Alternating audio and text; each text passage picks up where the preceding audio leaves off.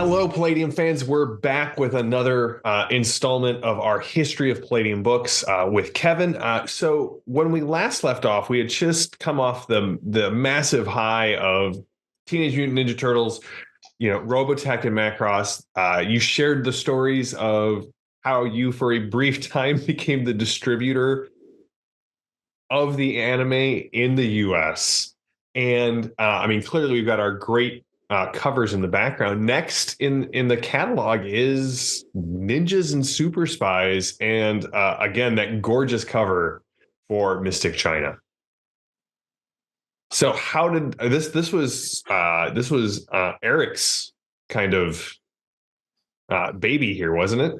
Very, very much so. After the success of Weapons and Assassins and Teenage Mutant Ninja Turtles and Other Strangeness, Eric came to me and said, "Yeah, Kev, I got an idea for how about ninjas versus super spies?" And I'm like, "Yeah, that sounds great. That's awesome."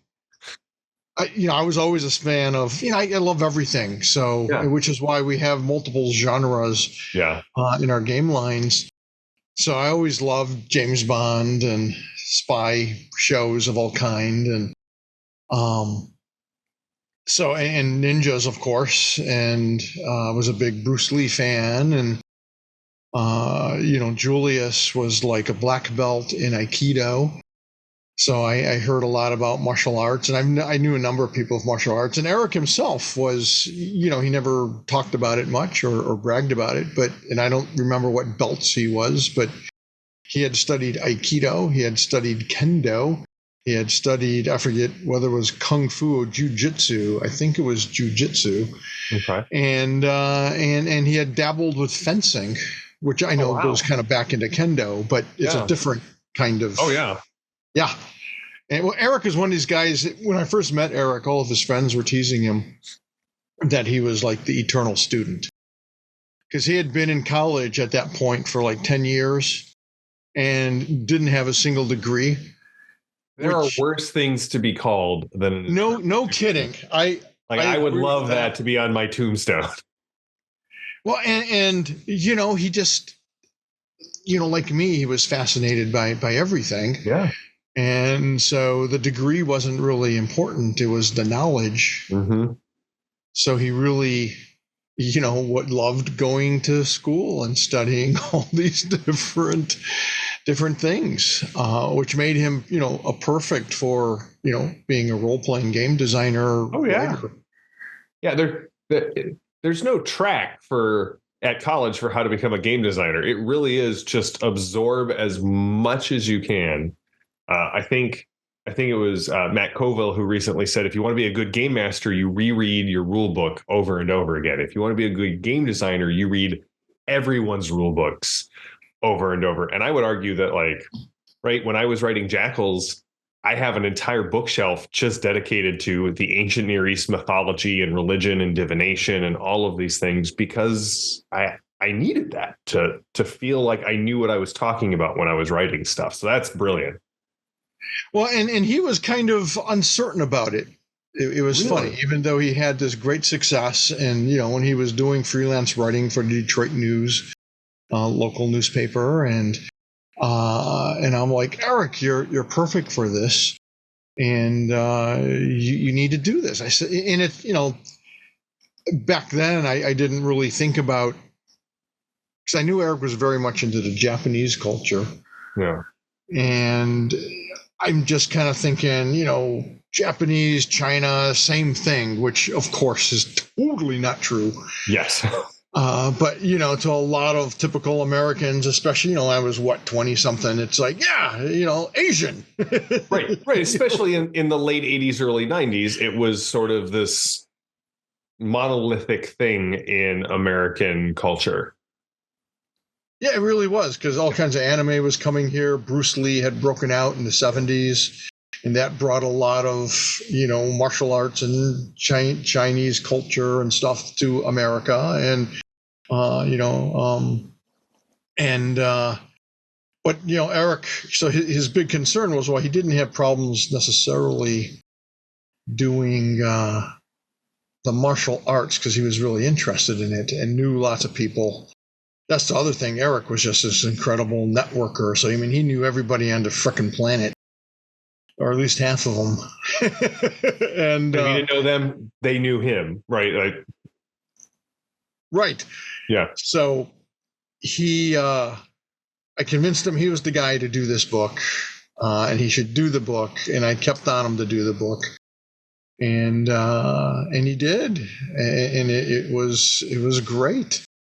And the kind of crazy thing is because he was also Eric was like his worst critic. He always, I think that hamstrung him a little bit. He always wanted to, in his mind, the next book had to be better than the previous book.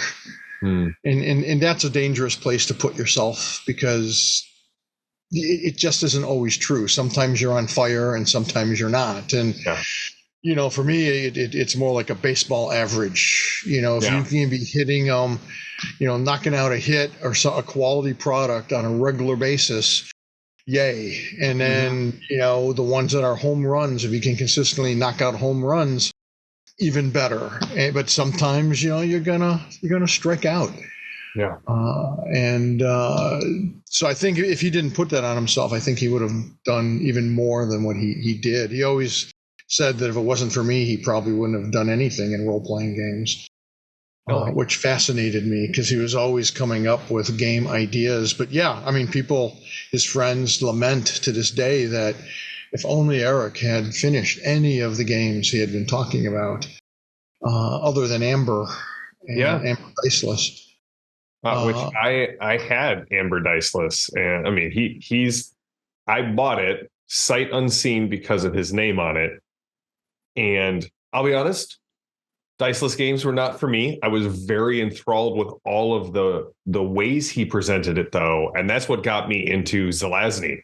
So I didn't come to the Chronicles of Amber and then go to the role-playing game. The role-playing game dragged me into the Chronicles of Amber, which nice, was amazing. Yeah, that was something Eric Witchig and I had in common. We were both huge fans of the Amber series. Yeah. Which starts with the 9 Princes in Amber. And for those of you who have never read it, it's amazing. Go get it. You will love it. The first 5 books especially. Oh, man. Roger Zelazny at his best. At his very best. And again, the first pentology, the first 5 books, amazing. Yep. Yeah. Yep, absolutely. In fact, I think it was one of Eric's greatest joys. We're getting off track here a little bit. Oh, it's all right. That's the whole point. That's the joy of these interviews. But one of his great delights was getting to meet and become friends with Roger Zelazny. Yeah. Yeah. And he got this great licensing deal with Roger, and they just loved each other. And yeah, it was really, really nice. I never got to meet Roger Zelazny before he died, but I heard a lot of good things from Eric about him and loved his work. So that was one of Eric's great joys. And then one of his other great joys is he fell in love with China doing research. So Eric Witchig and I are huge into doing research. Yeah. And for both of us, I think we want to present the culture that we're representing or talking about. We want to do it as accurately as possible. And we want to make it fun and maybe get other people excited about those cultures or myths or heroes or whatever it is. So Eric is a maniac, although he could read like incredibly fast. He was one of those guys who could read a book in 3 hours. Just absorb and have a really good comprehension of what was in it. Yeah. But I mean, he read like 1,000 books in order to write this and this. And he even got permission to get into the University of Michigan and the Wayne State University archival library, where typically only like doctorate students and professors and people of renown could get into. And he's like, yeah, Kev, it's really great. And I'm like, I bet it is. It's where they keep all the cool stuff, right? Like, right. The books that you often have to read wearing gloves and cannot take out of the library and or out of that room. Right. So when I say Eric got into it, he got into it, and it created such a love for the Chinese culture and history and mythology that when Eric got the chance to work for Ubisoft in Hong Kong, he jumped at it and went on to become like an adjunct professor teaching game design at the Hong Kong Polytechnic University. Yeah. Which he loved doing. And he lived in China for like 10 or 12 years. His girlfriend moved there and everything. A long-time girlfriend. Life partner, really, Kei Kazora, a wonderful human being. And, it was like, me and Kathy, we never got married, but we were together for 22 years. Yeah. Same thing with Kay and Eric. I think they were together for 30-some years. Man. And she was with him to the end.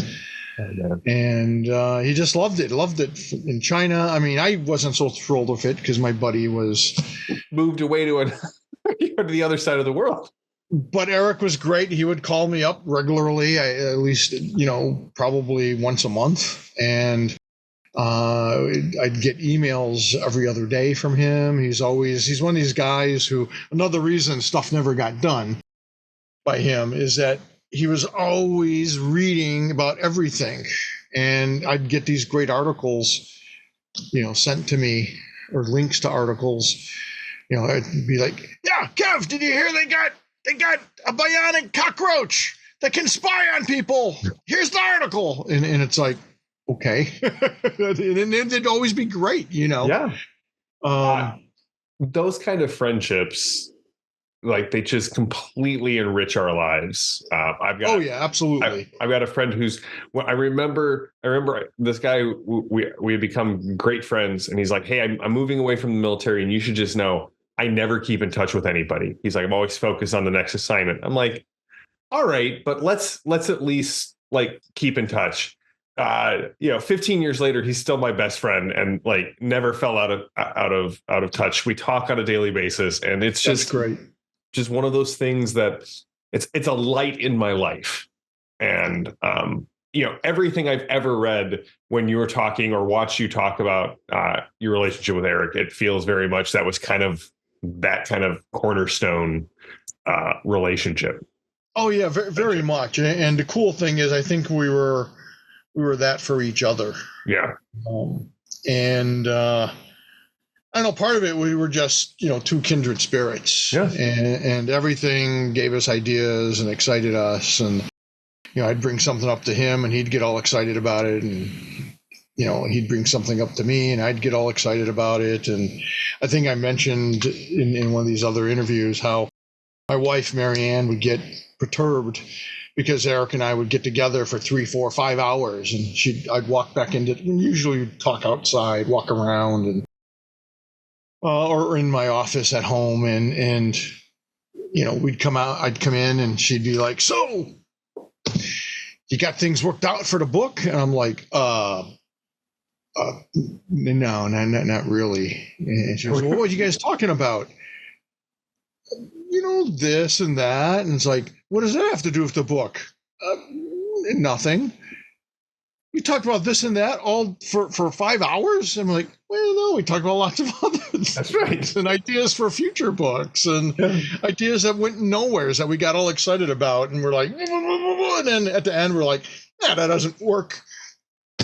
And moved on, right? Yeah. I used to call it mental masturbation, which is okay because it feels good. And it's a great mental exercise because you're kind of going through all these things, figuring out how you could use it and extrapolate on it and how it might apply to games. And then you realize, it was a good journey. It was a fun little romp, but ultimately, it's, we'll take what we can out of it, but it's not the idea that we thought it was at the start. exactly. Yeah. Now, one of the things I love about Ninjas and Super Spies, and my group was, let's call it overeager, is all of the different hand-to-hand types. And when I say overeager, because as soon as we got a copy of Ninjas and Super Spies, we ignored all of your advice and we brought all of those martial arts into our Rifts game. So, I mean, that's really like a large chunk of Ninjas and Super Spies is Eric's work on. So, right in Palladium, in the Megaversal system, we typically see 4 types of hand-to-hand combat. 5 now, because Commando has really sort of worked its way in there. Right, basic, expert, martial arts, assassin, and Commando. And Eric was like, not good enough, and detailed dozens of hand-to-hand styles for this. What's one of your favorites out of that book?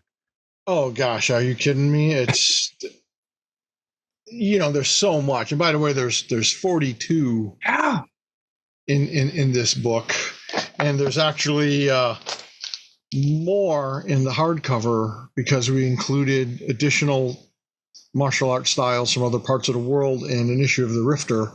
And so we've got like 44 pages of material from the Rifter in the hardcover. And that includes like, I don't know, another dozen or 2 dozen. I think Capoeira was in the Rifter. Yep. I remember that one. Yep. Muji Gong, the ability to use anything as a weapon, was always one that just sort of captivated my my adolescent brain. And like every hero I made for Heroes Unlimited, I somehow convinced the GM to let me take that. And well, as Eric was putting the book together, it was funny because at first it was like, I'm just going to do these 12. And then it was like, I think I'm going to do more like 20. And then he just kept telling me, Kev, I think I can really take all these. I want this to be like a compendium of martial arts and offer all these different things. And then, all these mystic abilities. And I'm like, go for it, big guy, because it was great material. I had to tone it down a lot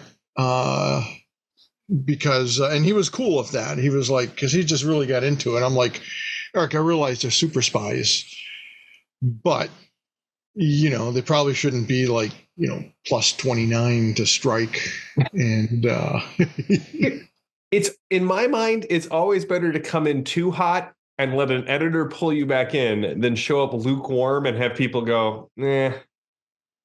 Oh no, I completely agree with that. I completely agree with that. It's one of my frustrations. That's the case with a lot of manuscripts. I think when people submit things to us, when we were accepting submissions, I think they're nervous and they hold back. Yeah. And we don't want you to hold back. I mean, Eric wrote an article about think big. We're always thinking big. We're always thinking, for me, I'm always thinking wow factor. What's going to be exciting? What's going to wow the reader when they look at it and go, holy crap, what is this? Man, I can't wait to play that. Or gosh, I hope I don't have to run into that in a dark alley. It's all about the concepts and the wow factor and the fun. And Eric and I were always on the same page, as is Sean Owen Robertson, which is why he's my business partner now, because he gets it. And he's always looking for ways to make things more fun and wow people and include this and that. So that's what we're all about. And sometimes, that will delay a book. But it's always worth it in the end because you're like, holy Moses. I mean, come on, this book came out in what, 88 to 87? To my knowledge, no one else has done a book filled with this kind of martial art references. And at least the detail and the research. And then this just took it to a whole nother level. Well, speaking of wow factor, let's talk about the covers, because there's an interesting story on how Mystic China as a supplement even came into being. Yeah. So Well, let me mention a fun fact first. Yes. So on this cover, this is by an local artist, Kevin Fales. Kevin Long and Kevin Fales came up together in the commercial art business in Detroit. They worked at the same studio, became fast friends. And he said, yeah, I think Kevin Fales would do a great job on this. And I'm like, okay. And that guy getting kicked in the head, which I've looked at this cover forever. That's Kevin Long. That's Kevin Long. Oh, it's awesome. And of course, Kev always contended it should have been him kicking the ninja. Well, of course. Head, but yeah. So, and then this. So we were planning on doing the revised or the second edition Heroes Unlimited. Mm-hmm. And this is a magnificent Jim Steranko cover. It's like a classic pulpish Steranko style cover that's amazing. And the problem was when it arrived, I said, this is supposed to be for Heroes Unlimited. And it's got such an Asian theme. It just doesn't fit a book that's supposed to encompass Heroes Unlimited, heroes of all kind. Yeah. But it got me excited, and I called Eric up, and I said, Eric, you got to come and see this Steranko cover. And in fact, it was hilarious because he shows up, and he's like, and this is back in the day where we actually sent the original painting.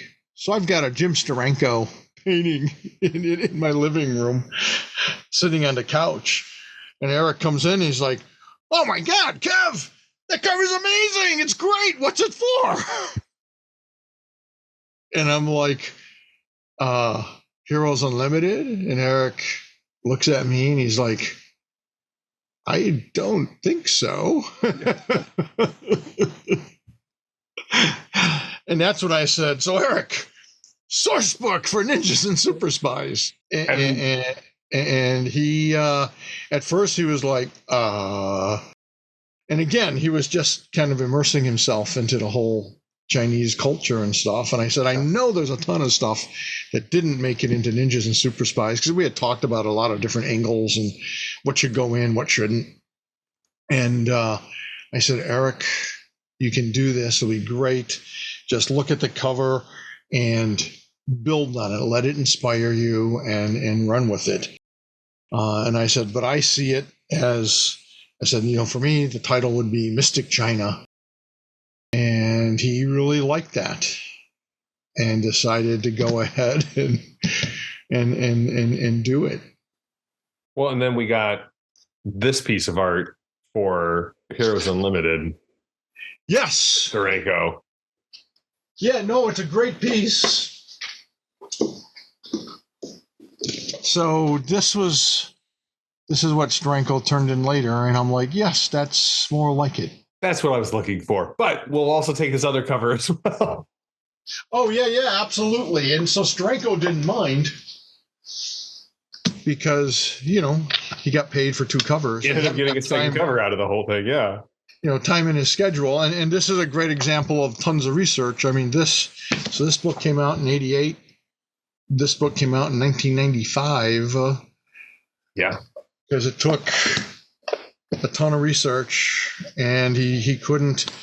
Eric never just banged something out. The whole Ninja Turtles being done in 4.5 weeks was astonishing. I mean, I've done a couple of books like that in 4.5 weeks, yeah. But they are far and few between, yeah. And man.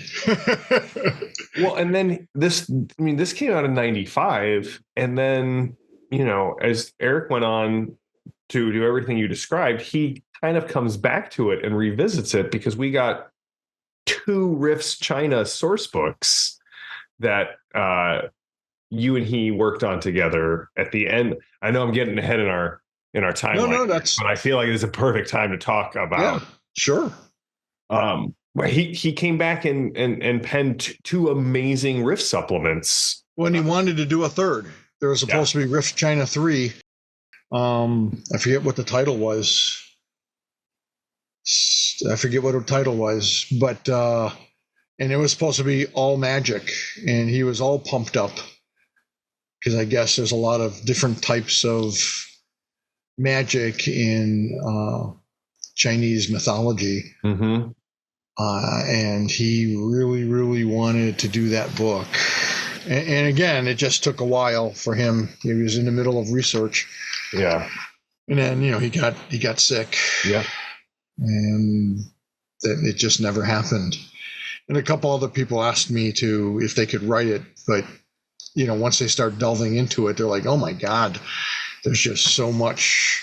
It's so complex." And I'm like, "I know. That's why Eric was so excited about it."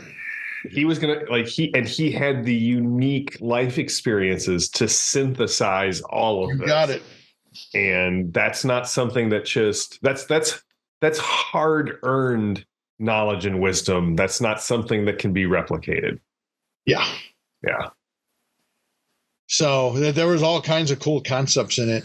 And, maybe someday. I've got very loose notes from him on what he wanted in there, but it would require so much research to really follow what he wanted to be. And, it doesn't really have to be, but we'll see. We'll see what happens. But yeah, Eric was just, amazing. And this book is it's got immortals and Chinese demons and, chi magic and Zenjuriki and the mudra and you name it, it's got it in it. It's just... It's an amazing resource. Some of the best villains in my Heroes Unlimited game were heavily inspired by material that Eric put in Mystic China. And there are probably people who, if I said certain names around, would shake their fists. And I'll be like, "Yeah, but I got it. It was from Eric. It's Eric's fault. It's not mine." That's funny. So how did, one of the things we kind of come back to is kind of looking at a book or a line's place in the history of, Palladium books. How did Ninjas and Superspies and Mystic China do for the company there in the late 80s, early 90s when they came out?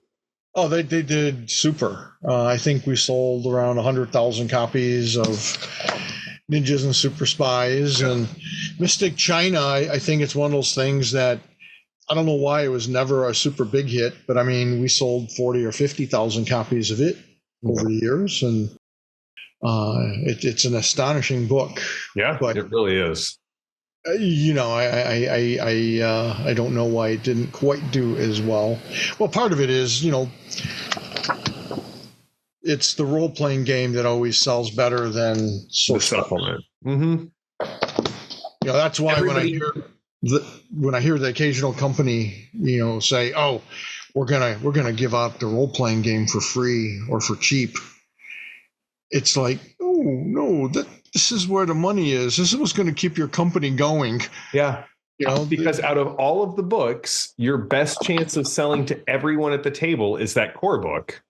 And then it's the one guy who, then goes out and buys all of the other books. That's probably true. Yeah, exactly. Yeah, you're marketing, you're banking on, 20% of your audience buying all of the books. And in reality, you're gonna get 100% of your audience grabbing the core book. And I don't say that just, as a money grab. If you want your company, your favorite game company to continue, you need to buy their products. Yeah. It is a business. So if that business isn't making money consistently, they're not going to stay in business. You're not going to get the stuff that you know and love. Yeah.